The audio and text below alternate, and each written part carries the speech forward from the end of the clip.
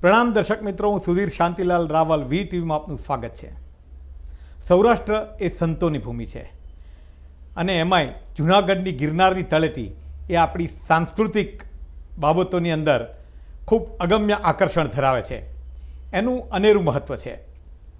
ગિરિકંદરાઓની તળેટીની અંદર એક અત્યંત મહત્ત્વના આશ્રમના ભારતી બાપુ તરીકે પૂજનીય અને લાખો ભાવિક ભક્તોના હૃદયમાં નિવાસ કરતા એવા શ્રીપંચ દશનામ જૂના અખાડાના આંતરરાષ્ટ્રીય અધ્યક્ષ મહામંડલેશ્વર સ્વામી શ્રી વિશ્વંભર ભારતીજી મહારાજ આજે આપણી વચ્ચે છે, જેને લોકો ભારતી બાપુ કહીને પ્રણામ પાઠવે છે, વંદન કરે છે. એવા ભારતી બાપુજી, આપનું ખૂબ ખૂબ સ્વાગત છે. પ્રણામ સાથે અમારું સ્વાગત છે. આપની સાથે મુલાકાત કરવા પાછળના અમારા હેતુ એવા છે, કેટલી બાબતો સામાન્ય લોકોને નથી ખબર હોતી. ધર્મ વિશેની ગેરસમજ હોય છે, ગુરુજનો વિશેની ગેરસમજ હોય છે, સાંસ્કૃતિક બાબતોનો પરિચય નથી હોતો. મને એવું લાગે છે સૌ પ્રથમ તો આપ જે રીતે આંતરરાષ્ટ્રીય અધ્યક્ષ છો અને જૂના અખાડાને, તો અખાડાની બાબતમાં મને એમ છે કે આપણી સાંસ્કૃતિક સ્તરે જોઈએ તો અખાડાઓનું એક મહત્ત્વ હોય છે. આ અખાડાઓ શું હોય છે? આપને ખ્યાલ હોય તો લગભગ 2700 વર્ષ પહેલાં તાંત્રિક વિદ્યાઓનું ખૂબ જોર ચાલ્યું, વામપંથીઓનું જોર ચાલ્યું, તંત્ર વિદ્યાઓ ખૂબ લોકો ઉપર અસર કરતી થઈ. ત્યારે કાલડીમાં આજ શંકરાચાર્યજી શંકર રૂપમાં પ્રગટ થયા, જેને અમે શંકરમ શંકરાચાર્યમ કેશવમ બાદરાયણમ સૂત્ર ભાષ્ય કરતો વંદે ભગવંતો પુનઃ પુનઃ.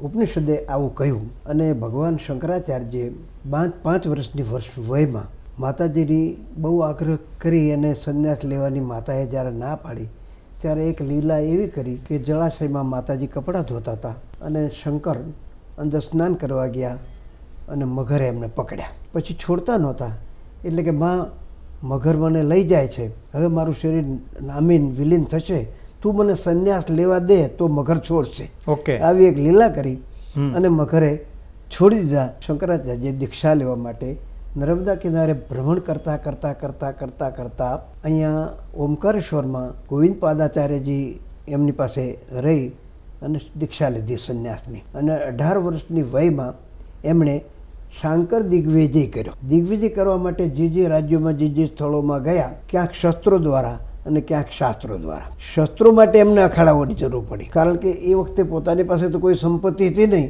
એવા કોઈ લશ્કરને કંઈ ઊભું કરી શકે નહીં, એનું ઉદરપોષણ કરવાનું આ બધું અઘરું પડે.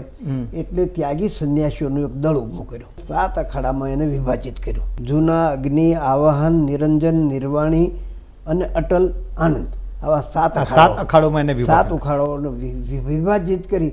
સંન્યાસ તો અનાદિકાળથી હતો, પરંતુ એને વ્યવસ્થિત રીતે વિભાજિત કરીને એક શાંકર દળ બનાવ્યું. અને ભારત વર્ષમાં જ્યાં જ્યાં જરૂર પડી ત્યાં આ લોકોને તો ભસ્મી ચોળી અને ભિક્ષાવર્તી કરીને પોતાનો નિર્વાહ કરી અને સનાતન ધર્મની આ એક જબરજસ્ત ફોજ ઊભી થઈ, જેણે વામપંથીઓને અને બધા અનેક બીજા તાંત્રિકો હતા એ બધાને શાસ્ત્રો દ્વારા પરાજિત કરી. એટલે 7 અખાડાનું આ રીતે નિર્માણ થયું. પછી 3 અખાડા ઉદાસીઓના થયા અને 3 અખાડા અવૈરાગીઓના થયા. એમ ભારત વર્ષમાં અત્યારે 13 અખાડાઓ છે, જેને અખાડા પરિષદ કહેવામાં આવે છે. જ્યારે કોઈ સર્વોચ્ચ ધર્મના વિવાદનો નિર્ણય લેવાનો હોય ત્યારે આ 13 અખાડાઓ એક સાથે રહી અને બહુમતીથી આવા નિર્ણયો લેતા હોય. તો આપનું જે આ શ્રીપંચ દશનામ જૂના અખાડા છે, એનું મહત્વ શું છે અને એ કઈ રીતે બીજાથી જુદું છે? જૂના અખાડાઓ આમ જોવા જાવ તો પ્રાચીન અખાડો હશે, પહેલાંથી જ સ્થાપના થઈ હોય એટલે એને જૂના અખાડાઓ.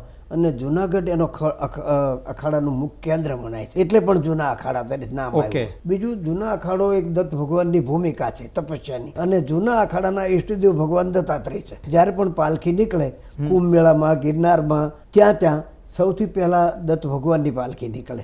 અને પછી અમારા મંડલેશ્વરો, શંકરાચાર્ય આ બધા સાથે જોડાતા હોય. એ આપણી સાંસ્કૃતિક પરંપરાઓ છે. સંન્યાસીઓનું દળ છે આખું. ગિરનારનું મહત્વ છે અને મહાશિવરાત્રિનું પણ છે. તો સૌ પ્રથમ હું ગિરનારની વાત કરું. ગિરનારનું પણ એક ગેબી ગિરનાર તરીકે એનું રહસ્ય ઘણું છે, એના પ્રત્યેનું આકર્ષણ છે. જૂનાગઢની ભૂમિ માટે પણ એવું કહેવાય છે. તો ગિરનારનું શું મહત્વ છે એકચ્યુઅલી? ગિરનાર આમ તો એવું ઐતિહાસિક આપણે જે સંતો દ્વારા સાંભળ્યું છે, ભગવાન શિવજી અને પાર્વતીજી કૈલાસમાં વિહાર કરતા હતા અને એકાએક ભગવાન શિવ અદૃશ્ય થયા. અદૃશ્ય થયા એટલે માતાજી એનો વિયોગ સહન કરી શક્યા નહીં, એટલે પૃથ્વીના બધા ક્ષેત્રોમાં ફરતા ગિરનાર ક્ષેત્રમાં આવ્યા અને ઓકે. જ્યાં ભાવનાથજીનું મંદિર છે ત્યાં ભગવાન શિવજીને એને પ્રાપ્તિ થઈ. એ સ્વયંભૂલિંગ છે ભવનાથ મંદિર. ઓકે. અને ગિરનારનો પહાડ છે એ પણ આપણે જોઈએ તો સૂતા હોય એવા શિવજીનું આખું સ્વરૂપ છે. હા, એ દૂરથી એવું છે. આ વખતે જ હમણાં જ હું સગે કે હા, એ એવું છે. આ મારા પુસ્તકમાં પણ આપને જોવા મળશે. તો સુધીરભાઈ, લગભગ લોકોના મગજમાં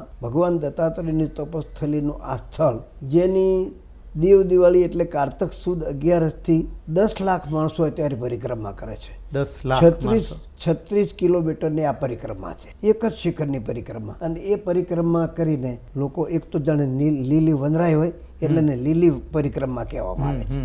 અને વર્ષમાં 2 મેળાવા થાય. એક મહાશિવરાત્રિનો મેળો એવું કહેવાય છે કે ત્યાં મરઘી કુંડ છે, અને ભવનાથની અંદર મરઘી કુંડમાં રાતના 12 વાગે ભગવાન શંકરને પાર્વતી કોઈ ને કોઈ રૂપમાં અદૃશ્ય સ્નાન કરે છે. એટલે અમારા લોકોનું આખું જલુસ નીકળે છે. 10 નામ જૂના અખાડા, આવાહન અખાડા અને અગ્નિ અખાડા 3 સાથે નીકળે. અને 3 જ્યારે નીકળે 9 થી 12 સુધી આખી પરિક્રમા થાય. ઓકે, અને રાત્રે.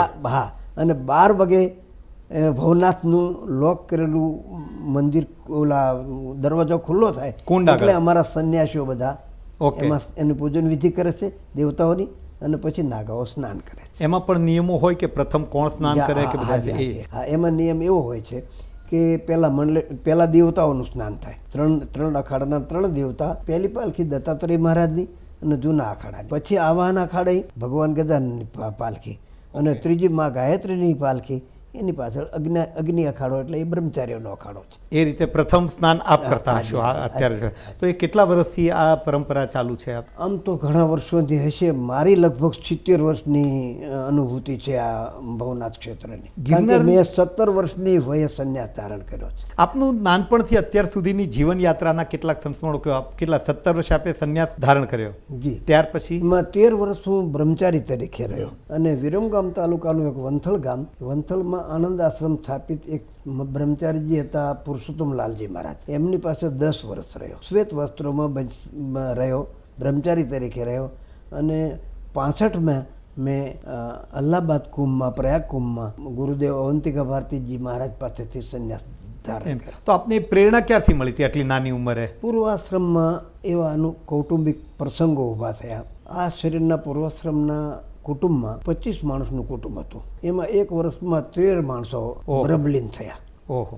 અને સંસારની નિષ્ફળતાનો મને આખો ખ્યાલ આવ્યો. ઓકે. પછી લોકોનો કેવો વ્યવહાર હોય છે સુખમાં અને દુઃખમાં, એના અનુભવો થયા. અને પછી એમ થયું કે આ સંસાર અસાર છે, સંસારમાં છેલ્લે પરિણામ કશું નથી, અને માણસના જીવનમાં આ મનુષ્ય દેહ છે એ ઈશ્વર પ્રાપ્તિ માટે, અગર તો ધર્મ કરવા માટે નો આ દેહ છે, એવું ધારણ કરી અને આ માર્ગ અપનાવ્યો મેં. આજે ગિરનારની ગિરિકંદરાઓ છે, એની અંદર સંતો મહંતોની રીતે સાધુઓ પણ જે મળતા હોય છે, આવજા કરતા હોય છે, નિવાસ કરતા હોય છે, એમને મળતા અનેક ભાવિક ભક્તોની અંદરથી જાત જાતની ઘણીવાર રહસ્ય કથાઓ સાંભળવા મળે છે, ગેબી અનુભવો થતા હોય છે. તો આ બધી બાબતો ગિરનારની તળેટીમાં જ વધારે સાંભળવા મળે છે. એની પાછળનું કોઈ રહસ્ય ખરું? ગિરિમાં ભગવાન દત્તાત્રેય સદૈવ નિવાસ કરે છે, અને એ તો સિદ્ધોના પણ સિદ્ધ છે. તેના 24 ગુરુનો ઉલ્લેખ આપણે શાસ્ત્રો દ્વારા આપણે સાંભળ્યો છે, સંતો દ્વારા સાંભળ્યો છે. 24 આમ જોવા તો આપણા 24 અવતારો છે. તો એ 24 અવતારોમાં સર્વશ્રેષ્ઠ અવતાર ભગવાન દત્તાત્રેયનો. અને દત્તાત્રેય ભગવાન આ જીવન સંન્યાસી રહીને,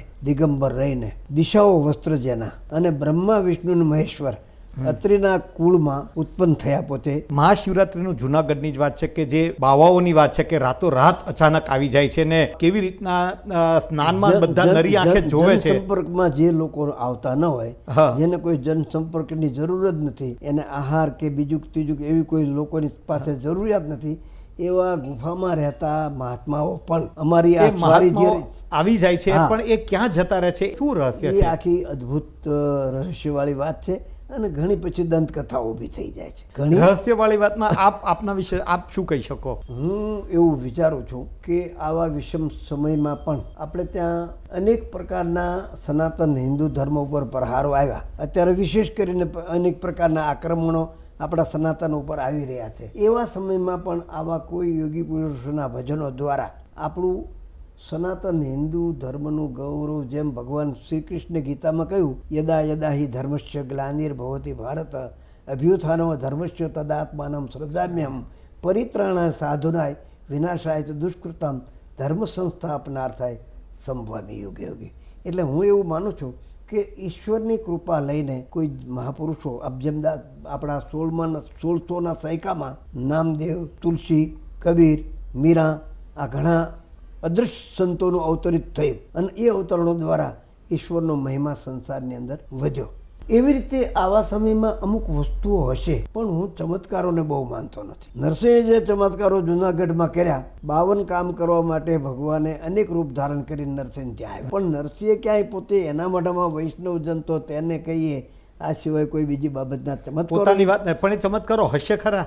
હશે, પણ એ ઈશ્વરની કૃપાથી બનતા પ્રસંગો. પણ અત્યારે જે આ અઘોરી બાવાઓની વાતો આવે છે, કેટલી બધી- ગેબી અનુભવોની પુસ્તકો બહાર પડે છે, હું માનું છું આ બધું હંબક છે, મન ઘડત બાબતો છે. ઘણા આપણે ત્યાં ગાલ પુરાણો ચાલ્યા છે અને ગાલ પુરાણોનું લોકોમાં વધારે હવે એવું કોઈનું મારે નામ નથી દેવું. ના, ના, બરાબર પણ અત્યારે ગુરુઓના આવા સિદ્ધોના નામે માણસો પાખંડ કરી અને ધર્મના નામે લોકોની શ્રદ્ધા ઉપર પ્રહારો કરે. આ પાખંડવાળી વાત પણ આપણે ચર્ચા કરીશું, પણ હજી એક ખાલી મહાશિવરાત્રિની વાત કરું. આપ આટલા શ્રદ્ધેય વ્યક્તિ છો, ત્યારે એ જે બાવાઓ આવે છે એ અદ્રશ્ય થઈ જાય છે, એ આપે તો નરી આંખે જોયું જ હશે, નહીં. અને લોકો એવું કહે છે કે આવું થાય છે, આપે નથી જોયું. એવું હું નથી કહી શકતો, થતું હશે. અચ્છા, આપણે અસ્વીકારનો નથી કરતા, કારણ અચ્છા. કે ભગવાનની દુનિયામાં એવી કોઈ બાબત નથી. ના, પણ એ ત્યાં જ બને છે. એવી બાબત એવું કહે છે કે હજારો સાધુઓ મહાત્માઓ આવે છે અને કેવી રીતે આવે ને ક્યાં જતા રહે છે તળિયામાં, એની લગભગ નરી આંખે જોયેલા અનેક લોકો આવું કહે એ છે. બધી લોકોની શ્રદ્ધાની વાતો છે.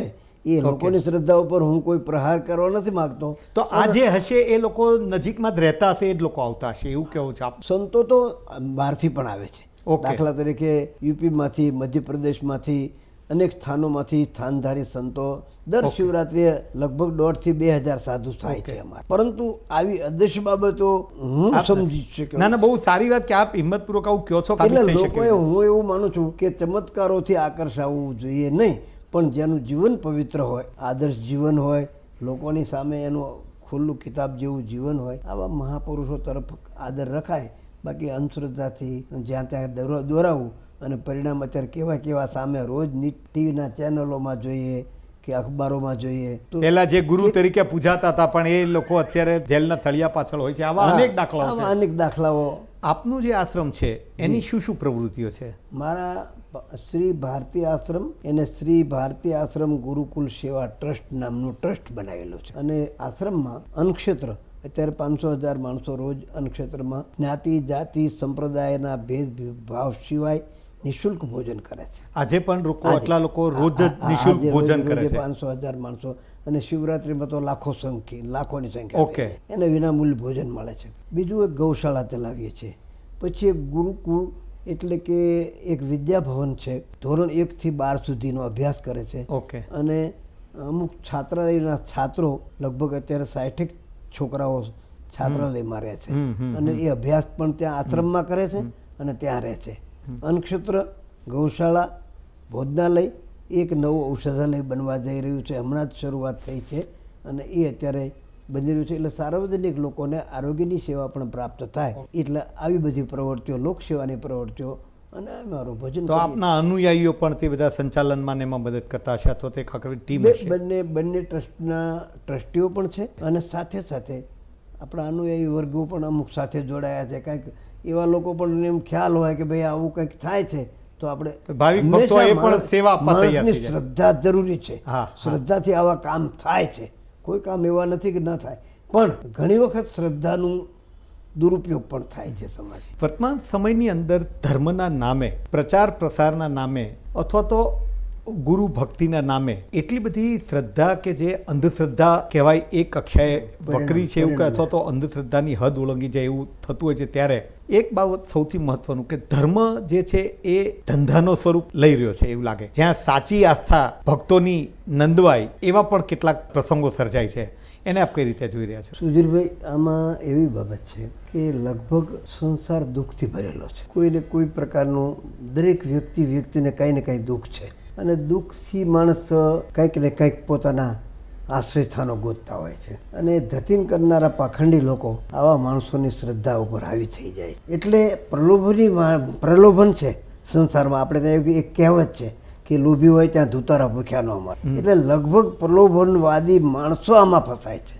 એન કેન પ્રકારે ધર્મના માર્ગમાંથી પણ પોતાનું વેપારીકરણ ઊભું કરીને ધર્મગુરુઓ પણ આવું કરવા જઈ રહ્યા છે. હું કોઈનું નામ નહીં આપું. ના આપણે જનરલ વાત છે, કોઈ વ્યક્તિગત નથી વાત. આમ જોવા જાવ તો અત્યારે ધર્મે વેપારીકરણ ધારણ કર્યું છે. ધર્મ વેપાર કરવાની વસ્તુ નથી. ધર્મ સમર્પિત થવાની વસ્તુ બરાબર છે. અને સમર્પિત થવાની જગ્યાએ જ્યારે માણસો પોતાના પ્રલોભન દ્વારા માણસને ઉપર ચડાવી દે. પણ આપણે ત્યાં એવી કહેવત છે કે અનિતિ સે ધન હોત હે વર્ષ 5 કે 7 તુલસી 12 વર્ષ મેં જડા મૂળ સે જાત. આવું અધર્મ લાંબો સમય, કારણ કે અધર્મની મર્યાદા હોય છે, એને સમય નથી હોતો. પણ આપ જુઓ અત્યારે પણ આવું બધું બહુ બને છે. અને એ વખતે સાધુ સમાજ ભોગવાય છે. સાચા સાધુઓ છે એને પણ આમાં બહુ સોચવાનું આવી જાય છે. એના ધર્મસ્થાનોમાં પણ આવું ભરતી ઊંટના સમયો ઓળંગવા પડતા હોય છે. પરંતુ ધર્મો રક્ષતી રક્ષિત, આપણે ત્યાં સૂત્ર છે, ધર્મો રક્ષતી રક્ષિત. માણસ ધર્મથી જ રક્ષિત થાય. તો માણસ કોઈ દિવસ ધર્મના માર્ગે છેતરાય તો પણ જે છેતરનાર છે એ લોકો જ આમાં દોષિત વધારે બને. આમાં એવું થાય છે કે અત્યારે પ્રચાર પ્રસારના માધ્યમો વધી ગયા, એટલે પ્રચાર તંત્રમાં અત્યારે એક એવી હવા છે કે ગુરુના ભાવિકો કેટલા સંખ્યામાં વધારે એટલો ગુરુ મોટો, એવું એક વાતચીત થાય છે. તો આ પ્રકારનું જે વાતાવરણ બન્યું છે એને રોકી કઈ રીતે શકાય? સાચા ગુરુની પરખ ક્યાં પારાશીશી છે? એક વાત છે આપણે ત્યાં બહુ દેશી વાત છે કે પાણી પીના છાન કે ઓર ગુરુ કરના જાન કે. ગુરુ સ્થાન ઉપર જેને આપણે સમર્પિત ભાવ, આપણા જીવનનું નાવ, કોઈ પણ નાવમાં બેસીએ, નાવમાં છિદ્ર હોય તો એ નાવ કોઈ દિવસ કિનારે લઈ જશે નહીં. તો એવી રીતે ગુરુ કરવાની અત્યારે આપે જેમ કહ્યું તેમ એક પ્રવાહ ચાલ્યો. જ્યાં ઝાઝા માણસ દોરાય ત્યાં બુદ્ધિશાળી માણસો, સારું ભણેલા ગણેલા માણસો, સારા સુખી સંપન્ન માણસો, સારા ઉદ્યોગપતિઓ, એ વધારે પૂજનીય એવી વ્યાખ્યા થઈ ગઈ છે જે ભ્રામક છે. વધારે. પણ આ બધી ભ્રામક વાતો છે. અને ભ્રામક વાતોમાં માણસો વધારે, જે પ્રલોભનવાદી માણસો છે એ છેતરાય છે અને પેલા લોકોને આનો મોકો મળી જાય. હવે હું ગુરુના પક્ષે વાત કરું, એવું જ સામે પક્ષે પણ નુકસાન છે. દાખલા તરીકે જે સદગુરુ છે, જે ખરેખર સાચા ગુરુ છે, જેનો મહિમા છે, આધ્યાત્મિક સ્તર જેમનું ઊંચું છે, એમનું પણ શોષણ થઈ રહ્યું છે. કેવું કે દાખલા તરીકે કોઈ જે સદગુરુ છે એ પોતે, એને કશાય પ્રલોભન નથી, પણ એમના નામે એમની આજુબાજુનું જે તંત્ર જે છે એ એમનું શોષણ કરે છે, એમનો ધંધો વધારે છે, અથવા તો VVIPsની અવર જવર હોય તો એ લોકો પોતાના સ્વાર્થી લોકો એની આજુબાજુમાં ગોઠવાઈ જતા હોય છે. ધર્મના નામે એક પ્રલોભનવાદી માણસો છે, પોતાનો સ્વાર્થ સિદ્ધ કરવા માટે આવે છે. બાકી ખરેખર આપણે ત્યાં ઋષિ પરંપરામાં જોઈએ તો સૂકું સમિધ લઈને શિષ્ય ગુરુના શરણમાં જતો, સૂકા લાકડા લઈને, કે મારી તમામ આસક્તિઓ દૂર થઈ છે. પણ જે લોકોનું સ્તર ઊંચું છે, સંતો મહંતોએ આવા પ્રચાર પ્રસારથી દૂર રહેવું જોઈએ, અથવા તો એ લોકોએ કયા પ્રકારનું આચરણ કરવું જોઈએ જેથી કરીને આવી અંધશ્રદ્ધા અથવા તો શોષણ ફૂલે ફાલે નહીં? હું એવું માનું છું કે મીડિયાના માધ્યમે આવી બાબતોને થોડીક લોકો સુધી પહોંચાડવાની જરૂર છે. જે વિષય લઈને આજ આપ મારી પાસે આવ્યા છો, આવા વિષયો જો આપના જેવા બધા ચેનલોવાળા, અગર તો જે માધ્યમો, પ્રચારના માધ્યમો છે, એ પ્રચારના માધ્યમમાં આ પાખંડ લીલાઓને ખુલ્લી કરવી જોઈએ, નિર્ભીકતાપૂર્વક. બરાબર છે, નિર્ભીકતાપૂર્વક અને જરાય બાયસ થયા વગર. નિર્ભીકતા સિવાય સાચું બોલવું પણ આ સમયમાં મુશ્કેલ છે. બરાબર છે, બરાબર છે. ત્યારે એવા માણસો, દાખલા તરીકે આવા માણસો અટકશે ક્યારે? ત્યારે એને ખુલ્લા પાડો તો. પણ સદગુરુઓએ પણ એવું કંઈક આચરણ કરવું પડશે કે એમના પોતે જ બ્રેક મારે. જો આચરણ શુદ્ધ નહીં હોય તો બોલવાની હિંમત જ નહીં કરે. જો આચરણ શુદ્ધ નથી કરતો, કોઈની બીક નથી. ગુરુ એને કહેવાય કે કોઈની સત્તાથી દબાય નહીં, બરાબર, કોઈની સંપત્તિથી દબાય નહીં, કોઈના મોટાપણથી દબાય નહીં, કોઈની વિદ્વતથી દબાય નહીં. એને જ ગુરુ થવાનો અધિકાર છે. આપણી જે સાંસ્કૃતિક પ્રવાહો, સાંસ્કૃતિક વિચારધારાઓ અને એની સાથેનું આજનું સમાજ જીવન, એમાં શું અંતર લાગે આપને? આમ જોવા જાવ તો અત્યારે આસમાન જમીનનો ફરક પડી ગયો છે આ વાત ઉપર. કારણ કે દિવસે દિવસે આજે માનો શિક્ષણના હાટ મંડાઈ ગયા છે. બજારીકરણ મોટું શિક્ષણમાં થયું છે, બરોબર છે. અને શિક્ષણ છે સમાજના પાયાનું જીવન છે. આખા સમાજનું ઘડતર શિક્ષણમાંથી શરૂ થાય. શિક્ષણમાં પણ પ્રલોભનવાદીઓ આવ્યા છે અને સૌથી પહેલા સાંપ્રદાયિક બનાવે છે. જે નાના નાના બચ્ચા છે એને બિચારાને ધર્મ શું છે ખબર નથી, એને અધર્મ શું છે ખબર નથી, એને ત્યાગ શું છે એ ખબર નથી, એને જ્ઞાન શું છે ખબર નથી. પાયામાંથી માં ઝેર રેડવામાં આવે છે. આપણે થોડીક રાજકીય વાત પણ કરીએ. ગુજરાતની રાજકીય પરિસ્થિતિ કેવી લાગે છે આપને? જો ગુજરાતની રાજનીતિનું વાત કરીએ તો નરેન્દ્ર મોદી જ્યાં સુધી ગુજરાતમાં રહ્યા, બરોબર છે, ત્યાં સુધી કોઈ કોમી હુલ્લડો ન થયા. પહેલો, કારણ કે એ એક નિર્ભીક માણસ હતો. મેં કહ્યું ને, સાચું કોણ બોલી શકે? નિર્ભીક હોય. નિર્ભીક હોય. Correct. એટલે નિર્ભીકતા એની જે હતી એના પ્રતાપે આપણા ગુજરાતમાં કુદરતે પણ મદદ કરી. કુદરતે પણ કોઈ દુષ્કાળ એના શાસન દરમિયાન 11-12 વર્ષ સુધી કુદરત પણ એને મદદ કરી. અને કાંઈક એની આત્મશક્તિ, કંઈક સાધના શક્તિ, એની સાધના શક્તિનો પણ મને ખ્યાલ છે. એટલે એવી શક્તિઓ દ્વારા ગુજરાતની સ્થિતિ ખૂબ સારી હતી. પરંતુ આટલા વિવાદો, આટલા પક્ષો એની સામે, કોંગ્રેસ છે, બીજા ત્રીજા બધા પક્ષો, આટલું બધું પેલું હોવા છતાં, માનો આતંકવાદીઓનો પણ આટલો બધો પેલો હોવા છતાં પણ એક નિર્ભીક માણસ તરીકે એણે બહુ સારી રીતે શાસન કર્યું. એના ગયા પછી થોડીક પરિસ્થિતિઓ અંદરો અંદરની ઈર્ષાની આવી. અંદરના માણસો ઈર્ષા દ્વારા, દાખલા તરીકે અનામતના આંદોલનો, આ છે તે છે, આ બધું એવું ઊભું થયું છે કે અત્યારે થોડીક અસ્થિરતા આવી છે. આ રાજકીય રીતે અસ્થિરતા આવી છે. અને જ્યારે અસ્થિરતા આવે ત્યારે એનો વધારેમાં વધારે ભોગ પ્રજા બને છે. આ જે ચૂંટણીઓ આવી રહી છે એમાં શું થઈ એવું લાગે છે આપને? એના વિશે હું કંઈ નહીં કહું. અચ્છા, રાજકીય પક્ષો વિશે ભલે આપણે ભાજપ કોંગ્રેસની વાત નહીં, પણ રાજકીય ખોટા માણસોનું, જેમ આ કૌરવનું જબરદસ્ત મોટું સંગઠન હતું, એમ ઘણા પક્ષો ભેગા થઈ અને ગુજરાત ઉપર આક્રમણ કરવા તૈયાર થઈ રહ્યા છે. એવા ગુપ્ત સંદેશા. પણ એમાં સફળ થશે ખરા? ગુજરાતી પ્રજાને ધ્યાનમાં રાખીને આપ કંઈ કહી શકો? મેં આપને કહ્યું તેમ ગુજરાત રાજ્ય શ્રદ્ધાવાળું રાજ્ય છે. એક બીજું થોડું ઉદારીકરણ છે આપણા ગુજરાતમાં, સહનશીલતા છે. અને સહનશીલતાના કારણે હું માનું છું ત્યાં સુધી પરમાત્મા કોઈને કોઈ એવી વ્યક્તિને આમાં ઊભું કરશે કે ધર્મ જ એનું રક્ષણ કરશે. બાકી તો અત્યારે અધર્મનું સંગઠન બહુ મોટું થઈ રહ્યું છે. આપણે ઘણા વર્ષો પછી એક નરેન્દ્ર મોદી જેવો માણસ આપણી વચ્ચે આવ્યો, એ પણ કોઈ ધર્મ જ રૂપ ધારણ કરી અને વ્યક્તિ આવ્યો. નહીં તો અત્યારે ગુજરાત માટે પણ એવું અચાનક થશે આપનું કહેવાનું છે? સ્વયંભૂ ક્યાંક ને ક્યાંક એવી અમારી શ્રદ્ધા અંદરથી આપના આશીર્વાદ છે. બસ હું છેલ્લો પ્રશ્ન પૂછું બાપુ, આપ 87 વર્ષની વયે પણ આટલી સરસ વાત કરી શકો છો, યુવાનોને શરમાવે એવી સ્ફૂર્તિ ધરાવો છો. આપની દિનચર્યા સવારથી લઈને સાંજે મોટા ભાગે કેવી રહેતી હોય છે? જો લગભગ વર્ષોથી એક તો મારું નિર્વ્યસની જીવન છે. કોઈ પણ પ્રકારનું ચા કેવી મને ખબર નથી, ચા મેં ચાખી નથી. ચાખી જ નથી? ઓકે. પછી બીડી, તમાકુ ઇત્યાદિ કોઈ પણ પ્રકારનું વ્યસન નથી. આ જીવન બને ત્યાં સુધી હું અમુક વાતથી દૂર રહ્યો છું. બીજું હું આપને કહું, રોજ હું યોગાભ્યાસ કરું છું. આસન, પ્રાણાયામ ઇત્યાદિ રોજ 1 કલાક કરું છું. અને 3 કલાક રોજ સવારમાં 4 થી 7 સુધી મારી દિનચર્યા, મારું આસન, પ્રાણાયામ, સાધના હોય છે. એટલે એનાથી કરીને કંઈક મારું શરીર આરોગ્ય આ ઉંમરે પણ હજી સારું છે. હું લગભગ 18 કલાક સેવા કરી શકું છું આજના સમયમાં. બસ અમારા દર્શકોને ધર્મની સહજ વ્યાખ્યા સાથે અથવા કેવું જીવન જીવવું જોઈએ એવું આપ કંઈ કહી દો. સૌથી સંદેશ પહેલો તો એ કે આજે કોઈ પણ પ્રકારના આક્રમણો દ્વારા માણસ વ્યસની થતો જાય છે. માણસ દેખાદેખીથી પોતાની સ્થિતિ વિચાર્યા વગરના ખર્ચાઓ કરવા માંડ્યો છે. આવી રીતે માણસ દિવસે માણસાઈ ખોઈ બેઠો છે.